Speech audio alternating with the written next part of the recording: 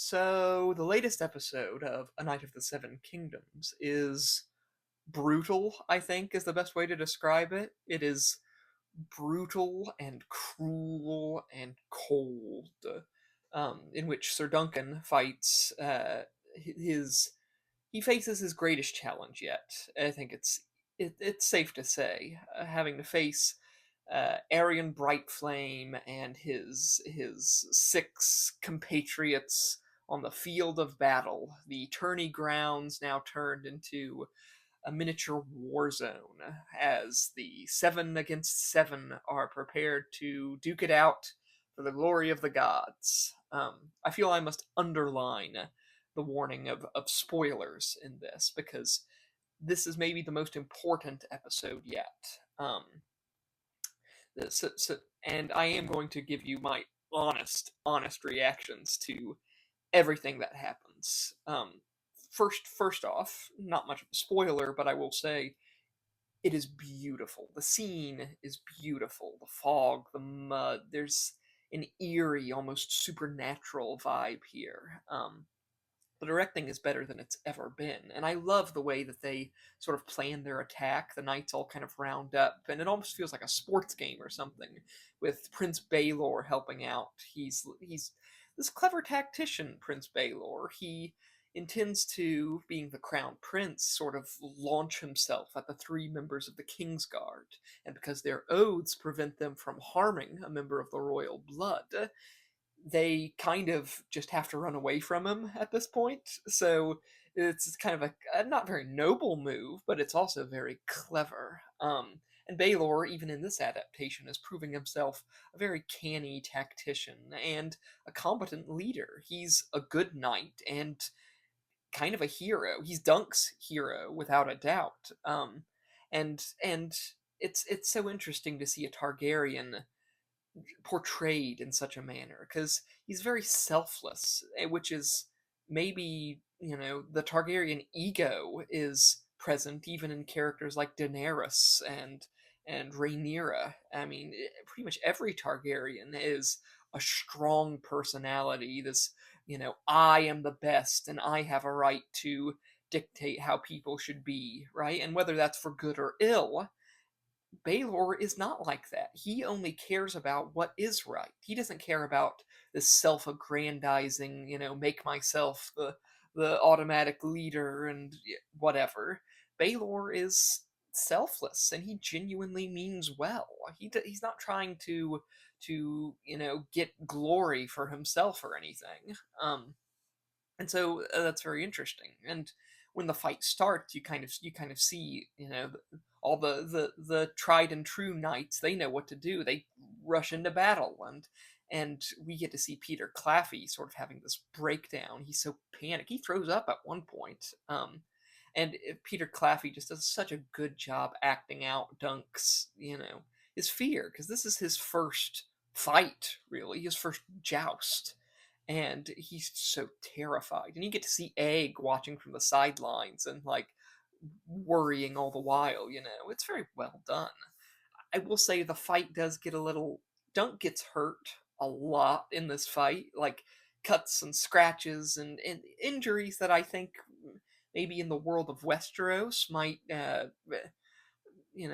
do him in a little bit. Eh, like right off the bat, I thought he was having like a vision or something. Like I thought it was in his head because the injuries looked so severe that I thought, oh, Dunk just Dunk just bit it, right? Which I obviously know doesn't happen. So I assumed that this was like a vision or a dream or something because that's how bad the injuries looked. But no, he's fine. I mean, strangely, I guess not fine is the word, but this is a world where Khal Drogo gets a tiny little scratch and like almost immediately meets his end, because of the infected wound. And yet Dunk, he's like Wolverine in this. He gets seriously beat up. But I would be remiss if I didn't bring up as well when he gets hit in the head and passes out and has a flashback to his childhood as a kid roaming around in King's Landing, which was not in the book at all. I have no idea why they stuck it in there, and if we're being totally honest, it's not really necessary. I mean, it's good. It's fine. I mean, it's well acted, and it's a cute little story. I say cute, cute. It's kind of dark and spooky and horrible, but it's like shows you a soft side of Dunk, right? How you learn all sorts of things. You learn why he wanted to leave King's Landing and become a knight, and you learned uh, why he loves Sir Arlen of Pennytree so much, but you also found out about this girl who he was in love with and who tragically met her end at the hands of the Gold Cloaks, the city watch of King's Landing. And you get to see like Sir Arlen steps in and saves Dunk from the same fate. And it's this very interesting little story. And I wonder why they did it. If they're trying to I wonder about the girl. Maybe it will inform Dunk's behavior with women in the future, because obviously Dunk in the books, Dunk is so awkward, and he never really he hasn't even kissed a girl. He's just kind of an awkward young man. And I wonder if they're going to kind of lean into like an element of guilt almost, that he doesn't want to move on from this girl who he loved and who never made it out of Flea Bottom. And if maybe he feels so just guilt ridden and feels so bad about that, that could be an interesting way to add some complexity to his romantic situations, but I don't really know if it was needed. I mean, we see Dunk being awkward and confused enough in the stories that I don't think more context was necessary, but it's welcome enough. It's fine. Like I said, it's not what I would have done if I had been given the reins of the show, but it's cool enough if you ask me. And then Dunk, he wakes up and the fight is still going on, and he has one heck of a fight with Arian Brightflame. Um, they fight for a while. Like, I'm reminded of They Live. Like, that's the level of knockdown, drag out, ridiculous brawl that they have.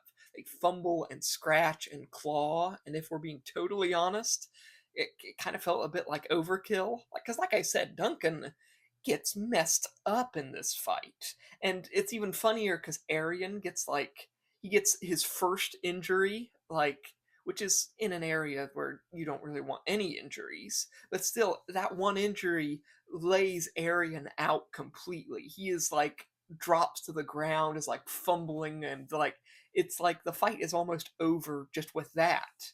Almost. And meanwhile, Dunk is like Rasputin, just completely wrecked all over, head to toe. He is messed up. He's looks like a pincushion in some ways. And right, and he's been trampled and impaled and crap. And he's still fighting. And that's some fun acting on Arian's part, is how he's kind of horrified at one point. He's that's almost the most fun part of that fight, is just seeing his confusion at how are you still alive, awake, standing, conscious. Uh, he just can't believe it. And then the tables get turned, and Dunk of Flea Bottom starts fighting dirty. He grapples with Arian and beats the crap out of him, hits him in the face with his own shield too.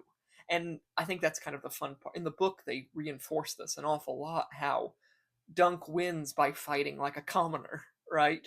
By using his height and his weight to his advantage, and just kind of overpowering and wrestling with the prince in the mud, and Arian yields. He begs for mercy, and boy, it's a fight. It is a fight.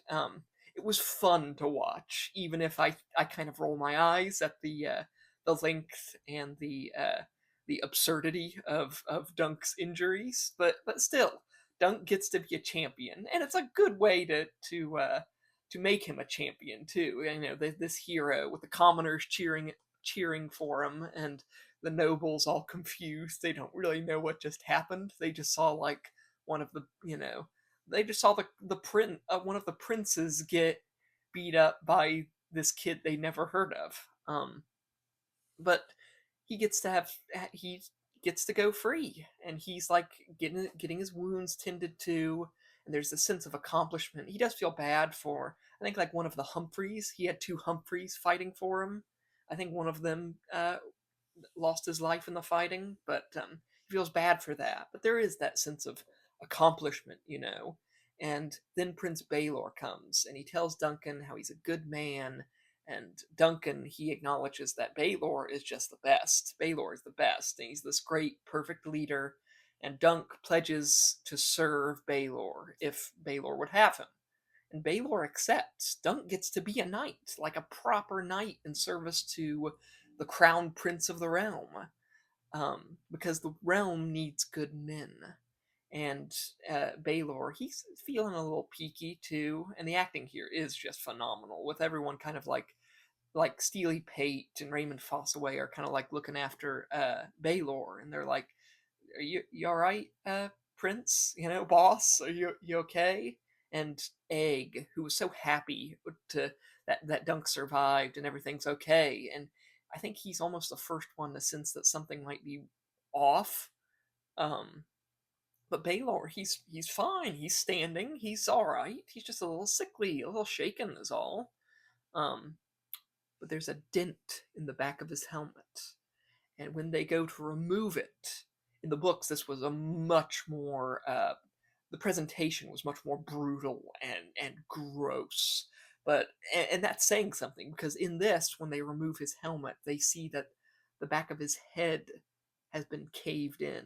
There's a hole there, and Baelor falls. And I do love the writer's choice in this of like the repetition of lines throughout the episode, right? Get up, get up, get up. And Duncan, like, he keeps saying, I'm sorry to people he runs into, to people at death's door. And he says sorry to Baelor. And that's how the episode ends, with him sobbing, breaking down.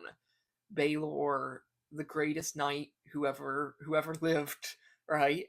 As the story would portray him, the one true king, right? The one who would have saved Westeros. That's kind of the way they romanticize it.